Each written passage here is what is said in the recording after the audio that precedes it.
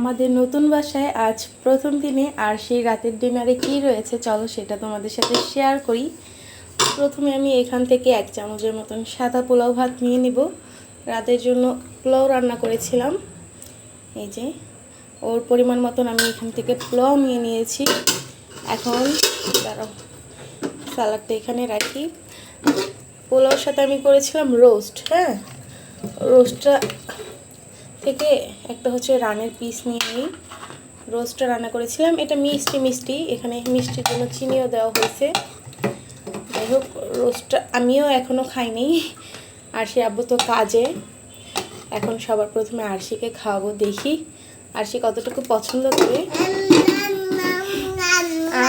আরশি অনেক পছন্দ করবে, দেখছো আমার এখানে বলতেছে আম আম আম। ওর জন্য সালাদ নেই আর এক টুকরো লেবু নেই।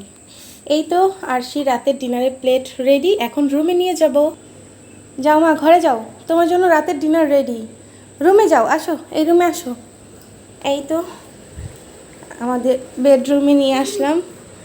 এই তো আরশি রাতের ডিনার। পছন্দ হয়েছে আম্মু? এই যে খাবারটা পছন্দ হয়েছে? বলো তোমরা আজ রাতের ডিনারে বেবিদের কি দিয়েছো জানাতে পারো। এত পরিমাণ ব্যস্ত ছিলাম এই কয়দিন, তো ভিডিও টিডিও দিতে পারিনি। এই দেখো আমাদের বাসা থেকে রাতের ভিউ। নতুন বাসা থেকে, বাসাটা ইনশাআল্লাহ খুবই সুন তোমাদের হচ্ছে শেয়ার করবো তোমাদের সাথে। রুমগুলো একটু সাজিয়ে নিই, একটু গুছিয়ে নিই, সাজাবো পরের কথা, একটু গুছিয়ে নিই, এই আর কি। তোমরা রাতের খাবারে বেবিদের কি দিয়েছো জানাতে পারো। আজকের ভিডিওটা এই পর্যন্তই। সবাই মাশাআল্লাহ বইলা দিও। টাটা, বাই বাই, আল্লাহ হাফিজ।